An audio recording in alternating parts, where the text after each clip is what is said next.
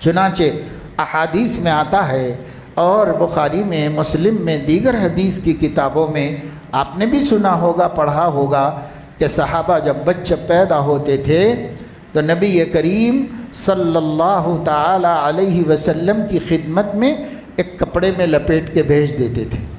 نو مولود کو، چھوٹے بچے کو بچہ پیدا ہوتا تو صحابہ پہلا کام کیا کرتے؟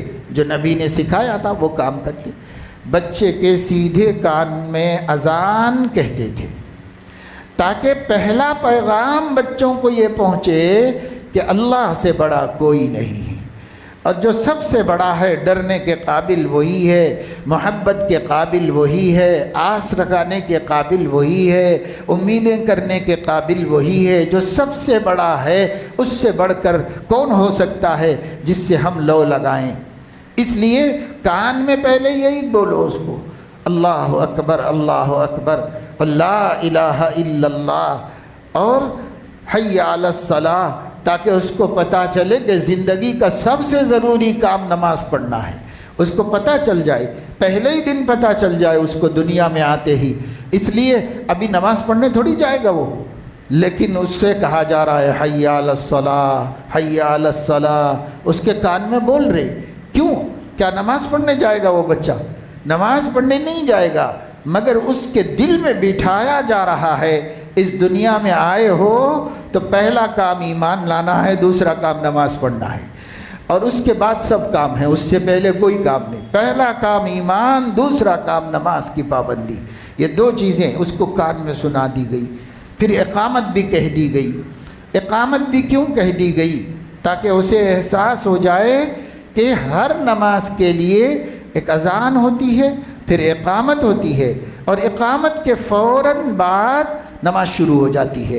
امام صاحب نماز شروع کر دیتے ہیں اللہ اکبر کہہ کے، تو بچے کو شعور آنے کے بعد یہ تصور ملے کہ تیری اذان بھی ہو گئی، تیری اقامت بھی ہو گئی، اب صرف تیری نماز پڑھنا باقی ہے، اتنا ہی ٹائم ہے، اس ٹائم کو اچھی طرح گزار لے، شرمندگی نہ ہو، رسوائی نہ ہو۔ باوضو مسجد میں جیسے ہم اقامت اور تکبیر سے پہلے کا وقت گزارتے ہیں، ایسے ہی ہوش کے ساتھ پاکیزہ زندگی پوری گزار لو۔ اذان ہو گئی، اقامت ہو گئی، اب صرف تمہاری نماز پڑھنا باقی ہے۔ باقی نمازوں میں تو اذان ہم بولیں گے، اقامت ہم کہیں گے، نماز ہم ہی زندہ لوگ پڑھ لیں گے، لیکن ایک نماز ایسی ہے جس کی اذان اور اقامت پیدا ہوتے ہی کان میں کہہ دی گئی ہے، اور نماز باقی ہے، وہ نماز مرنے کے بعد لا کر مسجد میں رکھ کے پڑھا دیں گے۔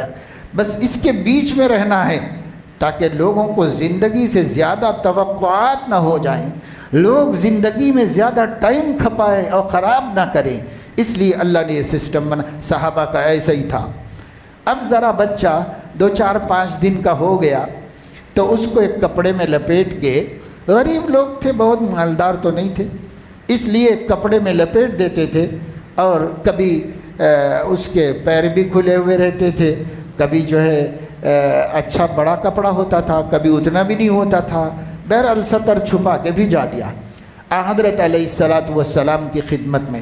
تو حضور اکرم صلی اللہ علیہ وسلم اس بچے کو اپنے منہ میں کھجور چبا کر، کھجور کا لعاب، یعنی جب کوئی چیز چبائیں گے تو تھوک میں مل جائے گا وہ، تو جب وہ اس میں مل گیا تو وہ شیریں لعاب ہو گیا۔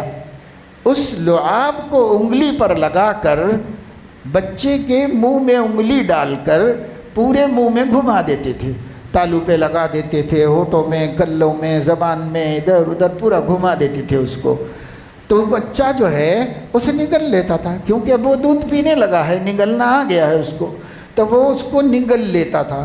جب نگل لیتا ہے آدمی تو جو چیز بھی کھانے پینے کی پیٹ میں جاتی ہے وہ تمام رگوں میں گزرتی ہے، خون بنتی ہے، اسی سے نسیں بنتی ہیں، اسی سے بچہ پروان چڑھتا ہے، مضبوط ہوتا ہے، بڑا ہوتا ہے۔ تو یہ فال نیک لیا کرتے تھے۔ نیک فالی اسلام میں جائز ہے، بدشگونی اسلام میں حرام ہے۔ برا فال نہیں نکال سکتے، نیک فال نکال سکتے ہیں۔ نیک فالی یہ لیتے تھے صحابہ کہ ہمارے نبی کا تھوک، ہمارے نبی کے جسم کا ایک حصہ وہ میرے بچے کی رگوں میں اور نسوں میں چلا جائے گا تو میرا بچہ بھی نیک بنے گا، متبع سنت بنے گا، نبی کی محبت و چاہت والا بنے گا، یہ سمجھ کر اپنے شیر خواروں کو بھیجتے رہتے تھے۔ اور آپ علیہ السلام ان کو گود میں لیتے تھے، محبت سے سینے سے لگاتے تھے اور ان کے منہ میں چٹا دیتے تھے۔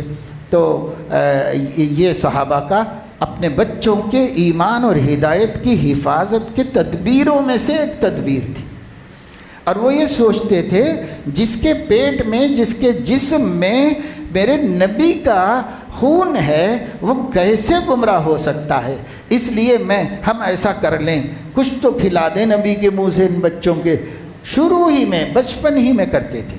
اس کا نام عربی میں تحنیک ہے، تحنیک اس کا نام ہے، اور یہ تحنیک سنت قرار دے دی گئی ہے ہمیشہ کے واسطے، اگرچہ کہ اب نبی نہیں ہے، نبی کے بعد مگر صحابہ تھے، صحابہ کے بعد تابعین، تابعین کے بعد اولیاء اللہ، نیک لوگ، کوئی بھی نہیں، کم سے کم اپنے مسجد کے امام صاحب ہی صحیح جو قرآن کے حافظ ہیں، کم سے کم عالم دین نہیں تو حافظ قرآن تو ہیں، ان کے سینے میں قرآن ہے، انہی کو ہم نبی کے قائم مقام سمجھ کے تحنیک اپنے بچوں کو کرائیں، اور اللہ سے یہ امید رکھیں کہ میں نے ایک نیک آدمی کا حصہ اس کے اندر ڈال دیا ہے، اللہ پاک اس کو بھی نیک بنا دیجئے، اس کو بھی صالح بنا دیجئے، بد اخلاقیوں سے، گناہوں سے محفوظ کر دیجئے۔ اگر خدا نہ خواستہ جس کو ہم نے نیک سمجھا اس میں کوئی برائی بھی ہے تو اللہ علیم و خبیر ہماری نیت کے مطابق معاملہ کرے گا، اور ہماری نیت اللہ پوری کر دے گا۔ اس لیے کسی بھی نیک آدمی سے تحنیک کرا دو۔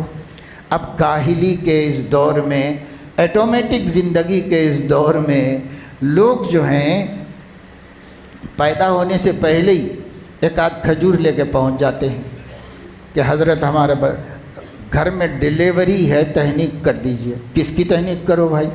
تو وہ کھجور ذرا چبا کے دے دیجئے، بس اسے لے جا کے رکھ لے کے، جب بچہ پیدا ہوگا اس کے بعد۔ بھائی یہ طریقہ تھا ہی نہیں صحابہ کے زمانے میں، پیدا ہونے کے بعد بچے کو خود لے کے جاؤ۔ حضور علیہ السلام صرف اس کو کھجور ہی نہیں چٹاتے تھے بلکہ اپنے گود میں لیتے تھے، اپنے سینے سے لگاتے تھے، اس کی بھی برکت حاصل ہوتی تھی اس کو، اس لیے بھیجتے۔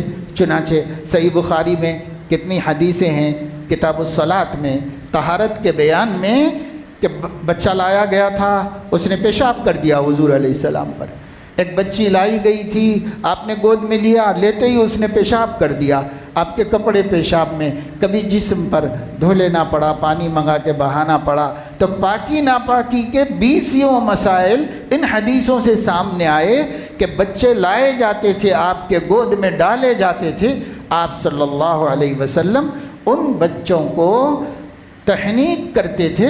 کبھی وہ بچے آپ کے اوپر پیشاب بھی کر دیتے تھے، بچے ہی ہیں، بچوں کو کیا پتہ۔ تو ان سے احکام معلوم ہے، مگر یہ صحابہ کیوں کرتے تھے؟ بچوں کو گمراہی سے بچانے کے واسطے کرتے تھے۔ ایک نظر پڑ جائے گی نبی کی، اس نظر سے ایمان ان کے اندر مستحکم اور راسخ ہو جائے گا، یہ ان کی اچھی امیدیں تھیں۔